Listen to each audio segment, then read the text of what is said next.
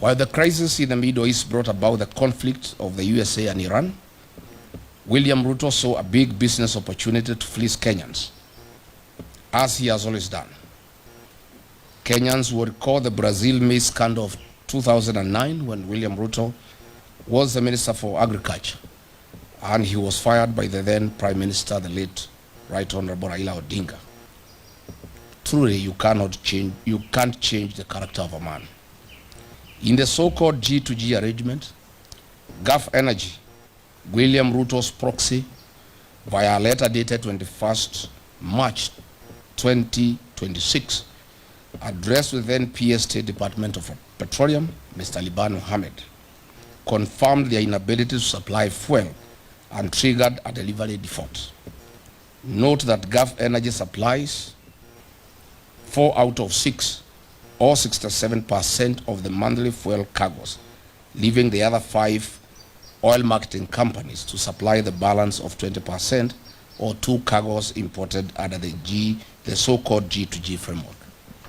Since the IOCs in the so-called G2G framework agreement could not evacuate fuel through Strait of Hormuz and had communicated their inability to perform their contractual obligations, triggering a delivery default, the 3 government officers invoked relevant provisions of the Petroleum Importation Regulations 2023 and implemented a government directive issued by the National Security Council Committee via a letter dated 9th March 2026, reference number OP CAB 3/55A, to explore and implement strategies to diversify petroleum import sources beyond single region, reducing dependency and enhancing national energy security. As such, the above decision was implemented. On 18th March 2026, the State Department of Petroleum, a meeting of the Vessel Alignment Committee, which was chaired by one Joseph Wafula, was held to review the supply position and replenishment plan. The meeting was attended by 13 local oil marketing companies. During this meeting, it was recognized that there is a likely shortage or supply of petroleum products, and in accordance with Clause 21, Petroleum Import Regulations 2023, the 13 oil marketing companies were invited to submit an expression of interest for the emergency supply of contingency fuel stocks for delivery on or before 28th to 30th March 2026. It is important to note that only 4 of the 13 oil marketing companies submitted their bids within the stipulated timeframe. The awards for the supply of emergency contingency stocks was duly awarded to the 2 lowest technically compliant oil marketing board bidders, with the condition that the supply required a quality waiver from Kenya National Bureau of Standards, KEBS. Note this was also in line with Clause 8.1 Petroleum Import Regulations 2023, an international best practice as seen in other countries who had relaxed fuel specifications following the effects of the Middle East crisis. Subsequently, via the letter dated 28th March 2026, reference MITI/CS/Volume 1/Waiver Number 3, signed by Honorable Lee Kinyanjui, CS Minister of Investment, Trade and Industry, addressed to the Honorable P.O. Wandai, granted waiver for oxygenates, manganese, sulfur, and benzene parameters in the KSES 158/2025. The following companies were awarded, who are the 2 lowest bidders: 1 Petroleum and Oryx. These were contingency cargoes with delivery dates on or before 30th March 2026. Their supply position was to provide fuel cover for 2 weeks, thus ensuring product availability during the Easter holidays. But where is the mischief of the oil cartels? William Ruto was well appraised of all these processes and procedures. All the directives were issued by the National Security Council Committee, chaired by Head of Public Service Felix Koskei, Ruto's errand boy. After William Ruto got a brief that Gulf Energy's bid was knocked out on technical grounds and the competitors had gotten their letters of award, he issued clear instructions that Gulf Energy bids be affixed to the procurement process and awarded with immediate effect. Gulf Energy submitted their bids 3 days later, on 23rd March 2026, after the awards had been executed. Their delivery was for the 8th to 15th April 2026, which was 10 days past the preferred date range of 28th March to 2nd April 2026. The bid of Gulf Energy was rejected by the Vessel Alignment Committee, State Department of Petroleum. This being William Ruto's proxy company that supplies 80% of monthly cargoes. He exercised political power. Characteristic of him, this is when the head started rolling. He knew that he had lost profit worth billions of shillings. Through a remarkable architecture, conman attitude, William Ruto orchestrated a terrible propaganda that the fuel supplied was substandard despite the comprehensive compliance due process followed by the gallant then government officers. To date, the 3 arrested Kenyans, PS Liban, DG EPRA and MD Kenya Pipeline Company, have had no charges preferred on them. Why? They had no case to answer as they followed and applied the law strictly. The real culprits in this scandal are William Ruto and his broad-based expert, the Honorable Opiyo Wandayi. Concurrently and maliciously, on the night of 5th and 6th April 2026, as this drama was being executed, William Ruto dispatched a high-power delegation led by CS Wandayi, Acting CEO EPRA Engineer Joseph Okech, and other senior government officials together with Gulf Energy to renegotiate new pricing with the international oil companies whose nominated agent is Gulf Energy, a proxy of William Ruto. These prices were negotiated in Dubai, and if you recall, that is why Opiyo Wandayi was not available when he was summoned by Parliament, as he was negotiating these prices in Dubai to take into consideration the profit of William Ruto in the new price structure. Kenyans now have to pay for the greed and business of William Ruto, not only on the pump, but across all sectors of the economy. Yesterday night, they increased prices of super petroleum by Kenya shillings 28.69 and diesel by Kenya shillings 40.3 per litre, a historic high since Kenya's independence. You recall 2 weeks ago I announced the price increase of 40 because I had information from the team that was negotiating in Dubai on behalf of William Ruto and his people. Following the April 14, 2026 price adjustment, Mr. William Ruto will earn a profit of Kenya shillings 5 per every litre consumed by the people of Kenya, or the equivalent of 2.5 billion Kenya shillings, from the 500 million litres to be supplied for the region's consumption. Since the inception of the so-called G2G agreement, Mr. William Ruto has earned a cool 30 billion shillings in profit from the supply of petroleum products to the region. During the COVID pandemic period and the onset of the Ukraine-Russian war, the then government of the day took measures to cushion the welfare of citizens, whereas today the William Ruto regime has taken advantage of the Middle East crisis to load their profit on the local palm price to the detriment of Kenyan citizens. We have one question to ask William Ruto. The emergency contingency stocks were procured in accordance with the Petroleum Act 2019. They were done in accordance with the Petroleum Import Regulations 2023, the Open Tender Agreement Terms and Conditions 2023, and the Kenya Bureau of Standards waiver, and the Kenya National Security Council Committee resolutions issued on 9th March 2026. What crime have these 3 officers committed? Therefore, then, we demand as follows. Mr. William Ruto, leave being on top of the vehicles, as you have always done to lecture the people of Kenya. You must now make hard decisions for the future. Mr. William, this is the time Kenyans are demanding that you immediately stop living your dream and utopia and face reality and put Wanjiku first. Mr. William Ruto, you must immediately direct the Speaker of the National Assembly, your sycophant, to convene a special sitting of Parliament within 7 days to address the following urgent issues, failure to which the united government shall call for national mass action.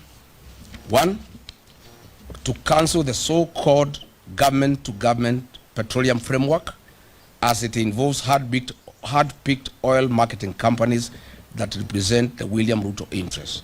In any case, the commercial frameworks between William Ruto and private international companies.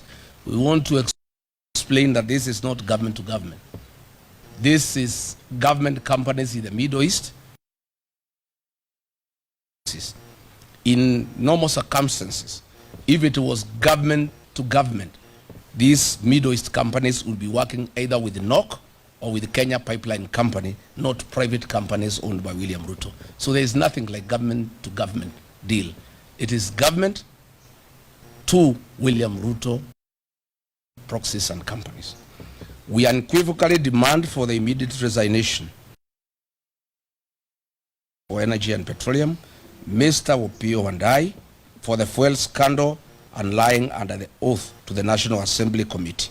We also demand the resignation of Lee Kinyanjui for being complicit and being part of this scandal. We want to ask to suspend the implementation of the National Infrastructure Fund and use the proceeds collected from the sale of equity in Safaricom PLC and Kenya Pipeline Corporation to cushion wananchi from the adverse socio-economic effects of the April 2026 historic fuel price adjustment. On taxation relief to Kenyans, we demand the suspension of the road maintenance levy that was increased from 18 shillings to 25 shillings per every litre of fuel. We also demand the suspension of the affordable housing levy. We also demand the suspension of unwarranted NSSF deductions that are punitive and are used to finance President William Ruto's single-sourced infrastructure projects. We also demand that Parliament remove VAT on fuel products. We are saying on behalf of the people of Kenya that that is a reducible minimum. And if there is no action taken on the part of William Ruto, we shall announce further measures to the people of Kenya to force William Ruto and the National Assembly to act in the best interest of the people of Kenya. Thank you. Well, there we go. Tomorrow, I will be in the High Court at Milimani dealing with this other state capture matter of the sale of Safaricom shares to Vodacom, itself a foreign company. So although in our statement we have highlighted that whatever the proceeds out of that sale, I want to announce that that is contested and will be in court tomorrow. So we will now invite our brother JB Muturi to give some highlight, make some further comments, and after that we'll have brother Fred Matiang'i, and finally Eugene Wamalwa will make the final comments. JB. Thank you. Thank you. I just want to state to William Ruto to ask his proxy, Moses Wetangula, to convene a special sitting. We are cognizant of the fact that the House is still sitting, but we are saying that this is the right time, if indeed William Ruto has any interest at all about the welfare of the people of Kenya, because we know the revenue and expenditure estimates, what we call the budget estimates, will be tabled before the House of Parliament not later than 30th of this month. And therefore, our call for a special sitting and for the removal of VAT and the suspension and or total exclusion of the extra 7 shillings charged on the fuel levy should be at this time and be considered during this special sitting because the ramifications of this historic and abnormal increase in the cost of fuel effected last night are enormous, and the implications will spread to all sectors of our national economy and affect the socio-economic fabric of this country. In conclusion, I just want to amplify the point raised in our statement that indeed, as Kenyans would recall, when William Ruto took over the reins of government in 2022, is when immediately after he had made several promises that we needed to address the issue of the many taxes in the fuel sector. And many Kenyans will recall that he never shied to criticize the former administration. He said he offered that there will be a review of the many. In fact, in his own words, he put those levies at 15. He said they're going to be reviewed. And therefore, every Kenyan felt that when he came up with the idea of a G2G arrangement, he was indeed going to address that issue of the mini taxes. The matter did come to me as Attorney General of the Republic, brought to me by the CS then, Davis Chirchir, the chairman of the Presidency Council of Economic Advisors, David D., and one of the other advisors, Mr. Hassan Mohamed. But I just raised one question. Yes, Saudi Aramco is owned by the Saudi government. It is therefore a government company. ADNOC is owned by the Abu Dhabi government. ENOC is owned by the Emirates. So indeed, it's just an acronym. So I raise the issue. If it's going to be a government to government, what is the government on the Kenyan side? And of course, the excuses were used that, there was a pressure on the Kenyan shilling because the oil marketing companies were demanding not less than 500 million shillings every month to import fuel into the country. And that now the arrangement was that Kenya was going to be given a 6 months window before paying for the fuel that will have been delivered. But surprisingly, the government of Kenya chose not to use the government-owned National Oil Corporation, NOC, or the Kenya Pipeline Company, KPC, to represent government on the Kenyan side so that the equation makes sense when you talk about G2G.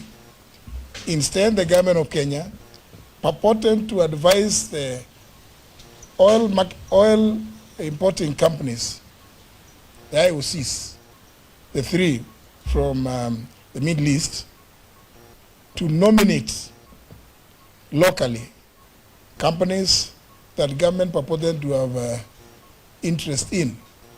And those companies, the 3 that was nominated, are the ones led by Gulf Energy, in which William Ruto controls more than 3/4 of his shares. Indeed, as Kenyans would know, this Gulf Energy is the company that bought out the British consortium that was dealing with the Turkana oil. And therefore, it is no wonder that we have never seen a reduction in the fuel prices, because William Ruto is right in the middle. On the Kenyan side, he is the G. That's why we are calling on William Ruto to now cease this arrangement. And that's why we are saying Parliament should actually be the one in the forefront to call for scrapping of this so-called G2G arrangement so as to address the plight of the common person who is going to get the effects of this astronomical and abnormal increase in fuel prices. Thank you. Thank you. In addition to what my colleagues have said, when we were reflecting on this issue this morning, the 3 points that need to be made in addition to what we have said in the statement, the lengthy and detailed statement we have put out, is that one, a lot of information on this matter has come to us, the leaders of the opposition. This is because there are so many Kenyans out there in the public and private sector who are not just alarmed, but generally deeply frustrated by the way this administration is managing our country. I stop to ask the question all the time, in this era of information and liberal availability of information, it cannot be that the government and its leaders are doing this in the hope that the public will not know, which leads us to the conclusion that they are doing so blatantly, deliberately, and they actually don't care about the law, they don't care about the stability of the country, and they don't care about the progress of the country. Two, it's astounding the level of conflict of interest involved in this matter. When you read all the documents and all the information that has been brought to our attention, it's so abundantly clear that the president and head of state is not just an interested party in this matter, he is a practical key player in this whole matter. And our president is now faced with that conflict of interest where he needs to choose between being head of state and government and therefore the custodian of the welfare of the people of Kenya and the businessman and the practitioner that he is in the business environment. Because for the private sector in this country, the leader of our nation is a predatory competitor. And he can't hold that position of competitor and regulator at the same time because obviously you can see the result and effect of it. It's untold pain and suffering of our people. Lastly, I hate to say this. I always hope I'm wrong on some of these things because just 4 years ago, before we left the government, we warned the country about a number of these things. I was the previous administration when we saw some of these things and pointed out that these our friends do not have the capacity to be fair arbitrators and leaders of a great nation such as ours. In my view, and we've discussed this matter considerably, if this issue is not dealt with, this matter of oil, I think we haven't seen the worst yet in terms of the direction our economy is going to take and some of the things that are going to happen as a result of the conduct of government business. So when we say publicly that our country is going the wrong direction, we do so because we love our country, we are patriotic, we are responsible people, and we have a moral duty to point out to our fellow citizens when we think we are clearly entering a very dangerous zone in the affairs of our country. Our leaders need to make that painful decision. Are they going to be leaders, regulators, managers of the affairs of our country and therefore the custodians of our people's welfare? Or they are going to be private business people doing business? If you sat down with Kenya Private Sector Alliance, the Kenya Association of Manufacturers, and all these private sector people working in our country and investing, working very hard in our country, some of them in low tones, some of them in extreme frustrations of the things that happen, give you evidence that our country is headed the wrong direction. And we are asking these questions not because we are negative about these things, but because we are also alarmed at all these things that are available. And we want to, lastly, on behalf of my colleagues, thank the Kenyans who have given us this information. You had my three colleagues who spoke before me, Honorable Gashawa, Honorable Kalonzo Musyoka, and Honorable Muturi. All this information that we have, a lot of it every day is coming to us from Kenyans who are very concerned.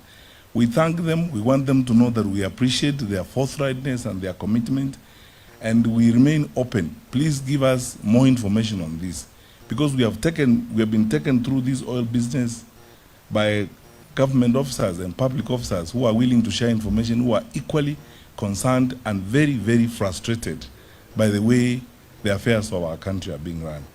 We will work with them. My last point is to assure them that in us they have very worthwhile partners. We are also hopeful about our country, and we are asking them not to lose hope even as they find themselves in those circumstances. Help is on the way. We are turning the corner soon. We will turn the leaf soon, and we will continue with the business of building a country, because we believe our beloved country, Kenya, is better. We are better than this. Thank you. Well done.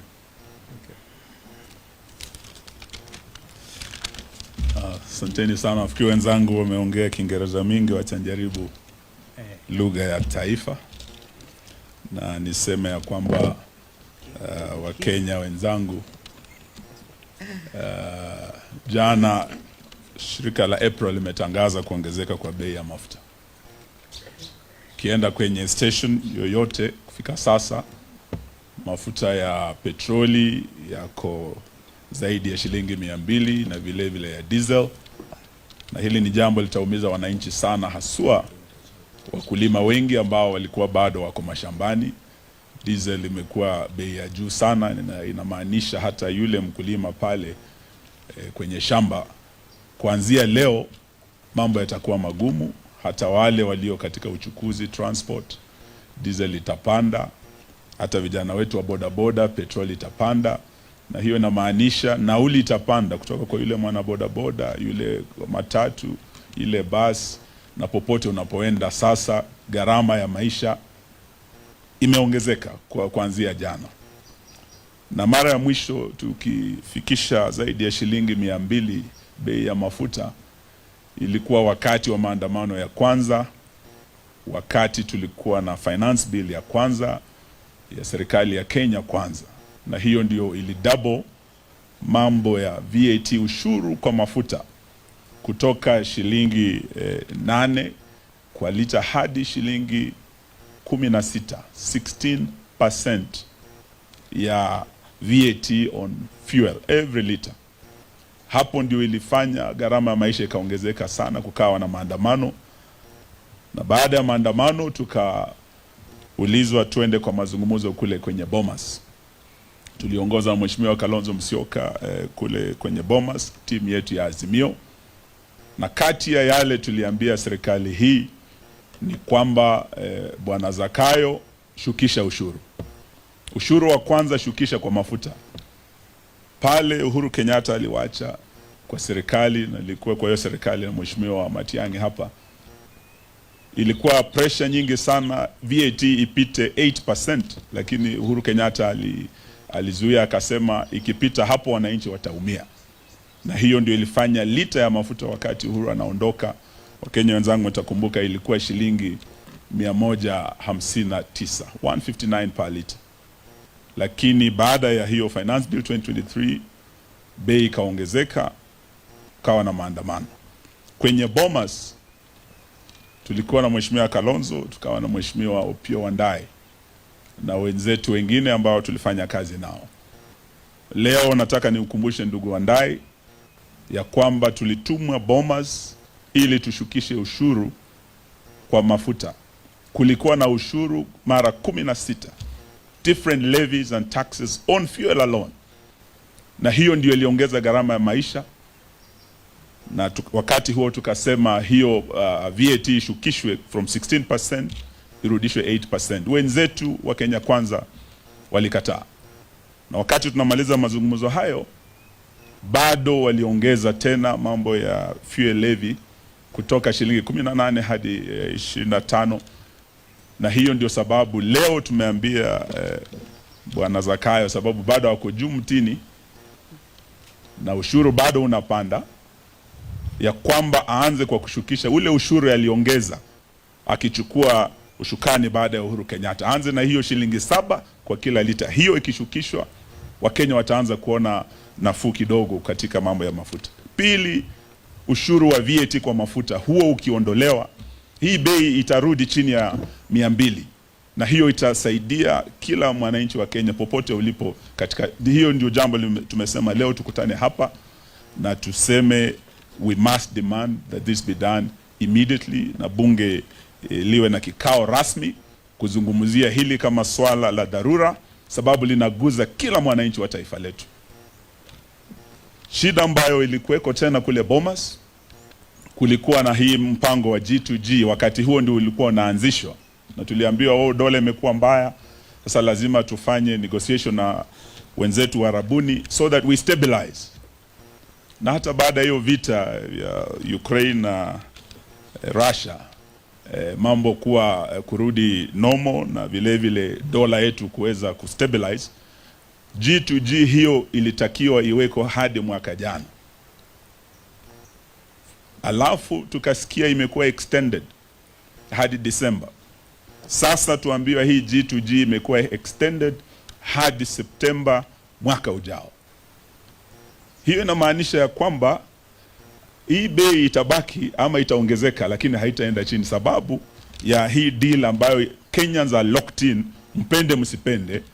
Leo tumeelezwa vizuri sana kwenye statement yetu, tumeeleza wa Kenya mwenye G2G wakati wa Bomas, na nilikuwa kati ya wale tuliangalia mambo hayo, na wakati walikataa kushukisha ushuru, nilikuwa kati ya wale nilikataa kuweka sahihi mkataba huo, sababu walikuwa na uwezo wa kushukisha ushuru wakati wa finance bill ya kwanza, lakini wakaongeza hata finance bill ya 2024 ikawa mbaya zaidi. Mzigo huo ulirudi kwa mwananchi, na ndio sababu vijana wetu wa Gen Z walijitokeza kupinga finance bill 2024.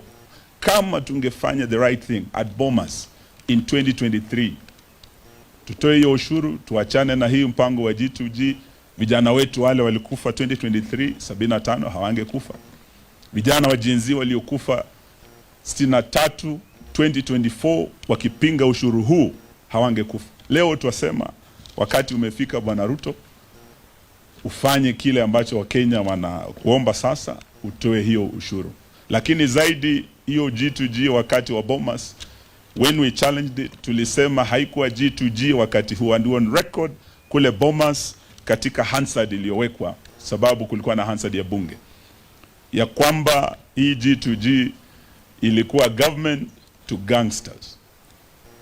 Upande wa Uarabuni ilikuwa ni serikali, mashirika yameambiwa na aliyekuwa Attorney General ya serikali, lakini upande wetu tukatoa mashirika ya serikali tukaweka kampuni zetu za kibinafsi. So it was government to gangsters, na ile faida ambayo hawa wametengeza, vile Mheshimiwa Gachagua amesema hapa, it's obscene, it's immoral, ya kwamba rais wa nchi anaweza tumia shida kupata faida na kujifaidi yeye mwenyewe na wenzake, wanabiashara wenzake, na ni mabilioni ya pesa ametengeneza.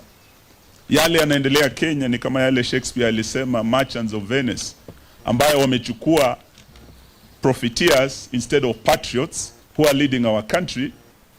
Wachache wanajivunia kuwa Wakenya wakitengeza pesa nyingi sana kwa kila lita ya mafuta, na Wakenya wengi wakiwemo mama mboga na bodaboda waliokuwa at the bottom of the pyramid, ambao walitakiwa waletwe up, hao ndio wanafinywa sana na wanavumilia kuwa Wakenya. Hiyo G2G tunataka tuseme ya kwamba it must be scrapped, sababu imekuwa a source of a lot of money coming into the pockets. Pesa mfukoni hii kwenda kwa mwananchi, imeenda kwa Bwana Ruto na wenzake. Na leo tunataka tuseme ya kwamba wakati umefika tuanze kujiuliza, je, tunaweza endelea kuwa na rais ambaye ni mwanabiashara, ambaye atumia ofisi yake kujifaidi mwenyewe na marafiki zake? Wakati amemaliza mwaka wa kwanza, orodha ya kwanza ambayo ilitoka, and this was global ranking of the most corrupt presidents of the world, aliorodheshwa kuwa nambari 2 nyuma ya Assad wa Syria. Mwaka jana wakati orodha imetoka ya kuangalia marais tajiri sana, amekuwa katika the first 11 of the richest presidents in the world, akiwemo na maoligarch kama Putin wa Russia. William Ruto ako kwa hiyo orodha. Na hiyo haitushangazi, sababu kama wewe ni rais mfisadi sana, mwanabiashara hodari, uko kwa sekta zote. Ukienda kwa sekta ya banking, ako kule, hii bank inaitwa Sidian. Ukienda upande wa mambo ya hoteli, hospitality, mahoteli ya Weston, hata kuna moja kule Masai Mara, the Carl Ritz Hotel, Ritz Carlton. Tumeelezwa katika mambo ya manufacturing, steel na rafiki yake Devki, chuma zote za affordable housing, simiti yote ako kwa manufacturing. Tukienda kwa sekta ya kawi sasa, ndio tunaguza G2G hii. Sio tu hiyo Gulf kampuni ile mnasikia Starbucks, he has interest there. Tukienda kwa mambo ya hospitali, kuna hospitali inaitwa Real, na tuliona rafiki yake pale Nairobi West Hospital, he has interest there. Kwa mambo ya SHA, ni biashara vikubwa sana anafanya kule kwenye SHA, na katika sekta ya afya, katika sekta ya uchukuzi, starting na aviation, ndege zake sio tu helicopter ambazo anakodisha hata serikali, lakini hata ndege zake zenyewe zinakuwa hard na KQ. Ni mwanabiashara mkubwa sana hata angani, sio tu hapa chini ardhini katika Kenya. Ni jamaa wa majuu sana. Tukienda kwa elimu, anaanzisha university kule Eldoret, sisi sote tunajua. Is in direct competition na university ya Moi inaanguka, lakini yeye anaanzisha a world class university kule. Hata biashara ya matatu, he has not spared Kenyans. Ako kule, tunajua matatu zake. Ingia kwa mambo ya sukari, amechukua kampuni zote, Zoya, Sony, Muhoroni, Miwani, mashirika yote ya kiserikali, na ekari zaidi ya 1,100. Na marafiki zake wachache wa Hindi sasa wameshika sekta ya sukari mkononi mwao, na anaanzisha yake ya kibinafsi kule Kilgoris. Ukiuliza wa Masai wanatuonyesha hiyo factory inakuja ni ya Ruto, na kuna zingine ambazo anaendelea kufanya. Na tunajua ya kwamba hata kwenye mining tunamuona kule Murima Hills, tunamuona kule West Pokot kwa simiti, hata dhahabu kule Kakamega na kwingineko. Sasa tunauliza kama wa Kenya, jamani, itakuwa vipi tuwe na rais ambaye ni mwanabiashara? Kule Venice kulikuwa na mabepari wa Venice, merchants of Venice, but now we have merchants of Kenya, led by none other than William Ruto. In fact, for me, I will tell my colleagues, we should not just be asking the PS to resign over this scandal as small fish. We should not just be asking Opiyo Wandayi, we should be asking William Ruto himself. You are conflicted, Mr. President. You are a merchant, you are a profiteer, you are not a patriot. And this goes on even in the region beyond our country. Your gold in the DRC and diamonds, the blood gold with Sudan, with the RSF. How much is enough for you, Mr. President? Thank you. Hey. Sasa mmesikia na waelewa kwa sababu gani nikasema jameni tutulize boli kwa maswali. Hata umesahau ndugu Eugene kwa upande wa media vile vile. Wenyewe you haven't been spared.